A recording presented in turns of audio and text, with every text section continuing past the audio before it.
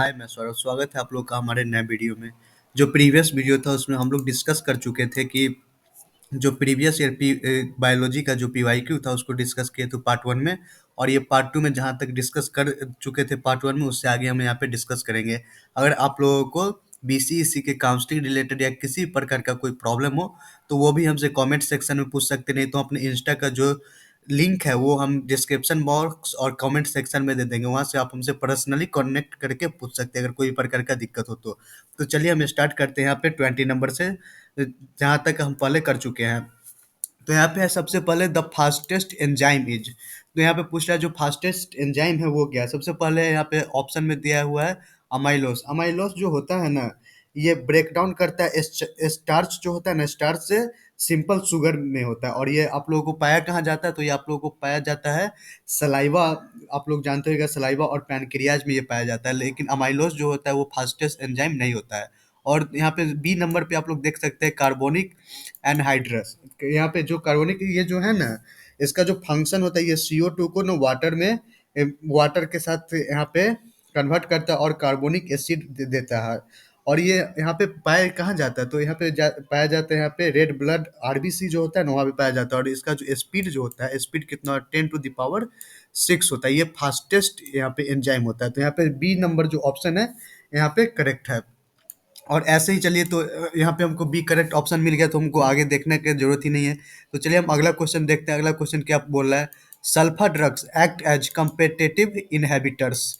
मतलब sulphur drugs act as competitive यहाँ पे इनहेबिटर है। तो यहाँ पे सबसे पहले ऑप्शन देखते हैं। ए में क्या हम लोग को बोला जा रहा है, तो ए में बोला जा रहा है in folic acid and synthesis in bacteria.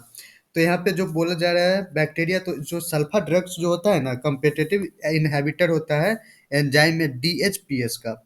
और बैक्टीरिया जो होता है वो फोलिक एसिड का जो होता है न्यूक्लियोटाइड्स में जो DNA और एंड RNA होता है ना, वहाँ पे पाया जाता है। तो सल्फर ड्रग्स कम्पिटिटिव इनहेबिटर जो इन फोलिक एसिड यहाँ पे जो बैक्टीरिया का है, वो यहाँ पे ए ऑप्शन जो है वो सही हो जाएगा। और अगर आप लोग अगर जानना चाहते हैं कि यहाँ पे जो बी जो है बी है, तो यहाँ पे जो इनफोलिक सिंथेसिस एंड वायरस, तो यहाँ पे बैक्टीरिया में होता है, वायरस में होता ही नहीं है। तो यहाँ पे ये गलत हो गया और ये सब तो गलत हो गया। हमारा जो ए है वो सही है। तो यहाँ पे हमको नीचे वाला से कोई मतलब है नहीं। तो आगे हम देखते हैं अगला क्वेश्चन क्या हम लोग को बोला जा रहा है। तो अगला क्वेश्चन है हेमोग्लोबिन्स कैन बी। हेमोग्लोबिन्स कैन बी हो सकता है, क्या हो सकता है, तो प्रोटीन्स और यहाँ पे एमिनो एसिड डेरिवेटिव्स और ऑल ऑफ द दीज। तो यहाँ पे जैसा कि हम लोग जानते हैं कि यहाँ पे हीमोग्लोबिन में प्रोटीन्स पाया जाता है, स्टेरॉइड्स पाया जाता है और एमिनो एसिड और इसका जो डेरिवेटिव्स जो होता है ना, ये भी हार्मोन्स में होता है। तो यहाँ पे जो ऑल ऑफ द दीज जो ऑप्शन है यहाँ पे डी ऑप्शन वो करेक्ट हो जाएगा। तो यहाँ पे डी करेक्ट हो जाएगा। तो अगला क्वेश्चन हम लोग देखते हैं अगला में क्या बोला जाता है। अगला में बोला जाता है कि इन दिस फीमेल है जब pair of XX and chromosome. मतलब बोला जा रहा है इन दिस फीमेल है पेयर ऑफ एक्सेस क्रोमोसोम। तो यहाँ पे सबसे पहले देखते हैं डोरोसोफिला।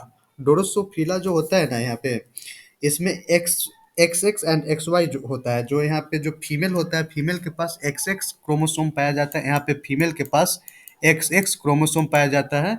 और जो मेल होता है ना, उसके पास XY क्रोमोसोम पाया जाता है। और यहाँ पे सेम, यहाँ पे जो बटरफ्लाई है ना, बटरफ्लाई में यहाँ पे पाया जाता है ZW, फीमेल में पाया जाता है। यहाँ पे बी जो है ZW ये फीमेल में पाया जाता है। और मेल में जो पाया जाता है वो ZZ पाया जाता है। तो हम लोगों से पूछा जा रहा है कि यहाँ पे जो पेयर जो XX क्रोमोसोम पाया जाता हो, तो यहाँ पे डोरोसोफिला है, वहाँ ए में पाया जाता है। और यहाँ पे बुलबुल जो है, बुलबुल जो पक्षी होता है, तो इसमें भी जो है ना सेम एज बटरफ्लाई होता है। यहाँ जो फीमेल में ZW पाया जाता है और मेल में ZZ क्रोमोसोम पाया जाता है। और इसीलिए तो हम लोग से पूछा गया है कि यहाँ पे इस क्वेश्चन में जो XX क्रोमोसोम तो वो डोरोफिला पे पाया जाता है, ए करेक्ट है। तो अगला क्वेश्चन हम लोग देखते हैं।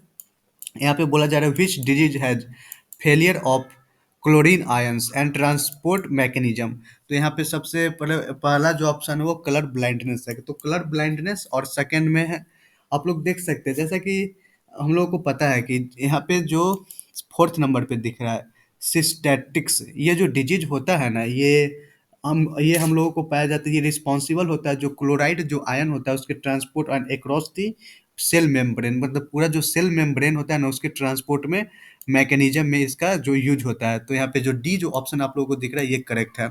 और यहाँ पे 25 नंबर हम देखते हैं। 25 नंबर हम लोग को बोला जाए in HBS val is substituted by, मतलब इसको किस, ये जो HBS जो है ना, इसको सब्स्टिट्यूट किया जाता है, तो यहाँ पे इसको सब्स्टिट्यूट किया जाता है GLU। यहाँ पे आप लोगों को दिख रहा होगा ऑप्शन ASP GLU, तो GLU होता क्या है? तो GLU जो है ना, यहाँ पे बी नंबर पे आप लोग देख सकते हैं, ये होता है गुलमैटिक एसिड। यहाँ पे हम लिख देते हैं गुलमैटिक, मैटिक, आप लोग देख लीजिएगा, गुलमैटिक एसिड होता है।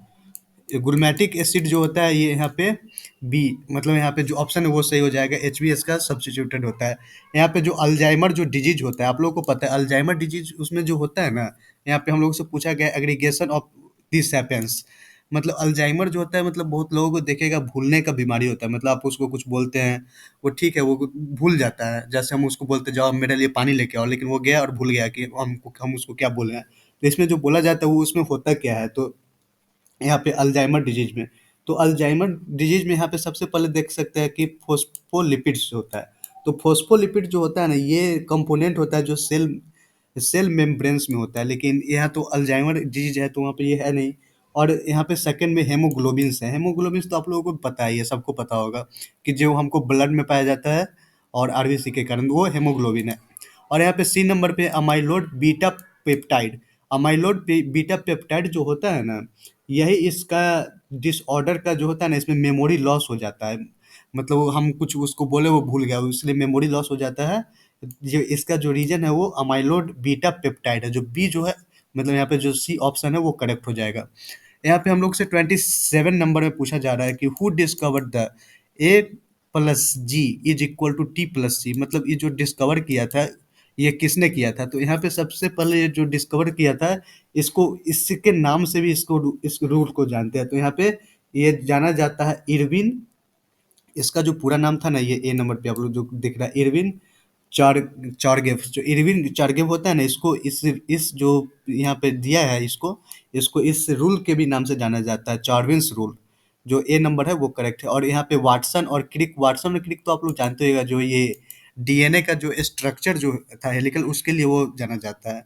तो 28 नंबर हम लोग देखते हैं कि 28 नंबर पे क्या बोला जा रहा है। तो 28 नंबर पे है बीडल्स एंड टोनटोन्स used and N crassa and mutants to established and pathway for, मतलब यहाँ पे पाथवे बोला जा रहा है, मतलब वो किस चीज़ का है। तो यहाँ पे आप लोग देख सकते हैं कि यहाँ पे एर्जिनाइट आपको सी नंबर पे दिख रहा है, ये जो पाथवे होता है ना, इसके लिए इसको एस्टेब्लिश करने के लिए ये होता है। तो यहाँ पे जो सी ऑप्शन है यहाँ पे वो यहाँ पे करेक्ट हो जाएगा, सी। और ये सब है, ये सब तो होता ही नहीं है, मतलब यहाँ पे जो बायोलॉजी में होता है ना जनरली, मतलब ऑब्जेक्टिव टाइप क्वेश्चन रहता है यहाँ पे, नहीं ये सॉल्व करना था, मतलब आप लोग अगर कॉन्सेप्ट को पढ़े हुए रहिएगा ना, तो आप लोग देख के बना सकते हैं कि इसका ऑप्शन ये होगा, इसका ऑप्शन ये होगा। और पीवाईक्यू को सॉल्व करना इसलिए भी इम्पोर्टेंट होता है कि हमारे जो प्रीवियस ईयर जो क्वेश्चन है वो कैसा कैसा टाइप का आता है, और आने वाले जो एग्जाम है उसमें किस किस टाइप का पूछा जाता है, तो वो इम्पोर्टेंट होता है। तो चलिए हम वहाँ पे 28 तक हम डिस्कस कर चुके थे, तो यहाँ पे 29 को देखते हैं। तो 29 पे हम लोग को देख सकते हैं कि यहाँ पे हम लोग से पूछा क्या जा रहा है, इन 3 dimension tRNA has shape of. तो यहाँ पे 3 डायमेंशनल tRNA इसका जो शेप है इसके बारे में पूछा जा रहा है। तो जैसा कि हम लोग जानते हैं, जो यहाँ पे एल शेप, यहाँ पे जो एल शेप होता है ना, एल शेप, एल वो 3 डायमेंशनल होता है। तो आप लोग बोलिएगा एल शेप 3 डायमेंशनल होता है कैसे है? तो आप लोगों को पता होगा, जो आप लोग पढ़े होइएगा, सेकेंडरी जो यहाँ पे होता है ना, सेकेंडरी स्ट्रक्चर, ये कॉल्बर्स लीफ शेप होता है। और टर्शियरी स्ट्रक्चर जो होता है ना, टर्शियरी मतलब 3 डायमेंशनल, यहाँ पे टर टर का मतलब ही होता है 3, यहाँ पे टर्शियरी मतलब 3 डायमेंशनल जो होता है वो एल शेप में पाया जाता है। जो tRNA का जो है यहाँ पे 3 डायमेंशनल, वो एल शेप में आता है। तो चलिए हम 30 देखते हैं कि यहाँ पे हम लोग से क्या पूछा जा रहा है। ऐसे हम लोग को पूछा जा रहा है कि this is the secreted in urine. Urine में क्या सेक्रेट होता है? यूरिया। सबसे पहले यहाँ पे यूरिया है, तो यूरिया तो आप लोग को पता है कि यूरिन में होता है, तो यूरिया तो होगा नहीं। तो हम लोगों से पूछा जाता है यहाँ पे सेक्रेटेड क्या होता है, तो यहाँ पे यूरिया नहीं होता है, ये तो प्राइमरी उसमें पाया जाता है, वेस्ट वेस्ट प्रोडक्ट आप लोग बोल सकते हैं, जब आप लोग मतलब यूरिन का ये मतलब बाहर निकलता है तो उसमें यूरिया पाया जाता है, ठीक है। उसके बाद सेकेंड नंबर पे है एल एल्माइन। एल्माइन जो होता है ना, ये एमिनो एसिड ये होता है, और इसमें एक्मुलेट जो नहीं होता है, ये क्या बोलते हैं, एल्कोप्यूरिना। एल्कोप्यूरिना आप लोग जानते होइएगा, वो नहीं होता है। और यहाँ पे जो हेमोग्लोब यहाँ पे क्या है, होमोजेनेस्टिक एसिड जो होता है ना, इसके सिक्रेशन में यूरिन में ये होता है। तो यहाँ पे जो सी नंबर जो आप लोगों को दिख रहा है, यहाँ पे सी वो करेक्ट है। और यहाँ पे 31 में है you code for, you code होता क्या है।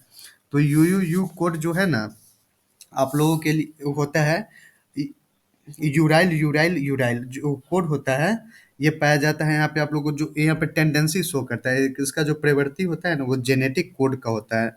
जो जेनेटिक कोड का होता है, जो पाया जाता है आप लोगों को बी नंबर पे आपको दिख रहा है, फेनाइल एनानीन, जो बी नंबर है, यू कोड वहीं पाया जाता है। यहाँ पे हमको 32 में पूछा जा रहा है, Dolly is the name of well known for. यहाँ पे जो डॉली का जो वेल नेम है वो यहाँ पे कहाँ पाया जाता है, तो डॉली। तो यहाँ पे डॉली हम लोग जानते क्या है, तो जो क्लोन शिफ्ट होता है ना, यहाँ पे क्लोन शिफ्ट सबसे पहले फर्स्ट नंबर पे आपको लिखा है क्लोन शिफ्ट। यहाँ पे डॉली का वेल नोन, यहाँ पे आप लोग हम डॉली को जानते हैं। तो यहाँ पे 33 है, यहाँ पे है हेप्टोफाइट प्लांट्स आर फाउंड इन, मतलब हेप्टोफाइट प्लांट कहाँ पाया जाता है। तो यहाँ पे ये जो है ना, मतलब यहाँ पे किस इन्वायरमेंट में पाया जाता है, तो सैलाइन इन्वायरमेंट, मतलब यहाँ पे जो सॉल्टी इन्वायरमेंट होता है, जो वहाँ पे सैंड, मतलब यहाँ पे जो सलाइन इन्वायरमेंट्स है वो यहाँ पे ये पौधा पाया जाता है। तो बी नंबर जो है वो करेक्ट है। तो यहाँ पे जैसे ही आप लोग ऐसे ही इस सबको सॉल्व कीजिएगा, वैसे मतलब हम पूरा इसको कराएंगे, लेकिन अभी थोड़ा सा ये है, तो हम इसको पार्ट बाय पार्ट हम लाते हुए जाएंगे। अगर पीवाईक्यू को आप लोग सॉल्व कीजिएगा, तो उससे पता चलेगा कि आने वाले जो ये एग्जाम है उसमें किस किस टाइप का क्वेश्चन आता है, वो बहुत इंपॉर्टेंट रहता है। अगर आप लोगों को दिक्कत हो किसी प्रकार का, तो हमारे को आप लोग कनेक्ट कर सकते हैं। और अगर वीडियो अच्छा लगा हो तो चैनल को सब्सक्राइब जरूर कीजिएगा। और कनेक्ट करके हमसे बोल सकते हैं, इंस्टा पे या पर्सनली पूछ सकते हैं, किसी भी प्रकार का दिक्कत हो, काउंसलिंग रिलेटेड, मतलब किसी भी प्रकार का भी आपको कोई दिक्कत हो तो। तब तक हमारे वीडियो देखने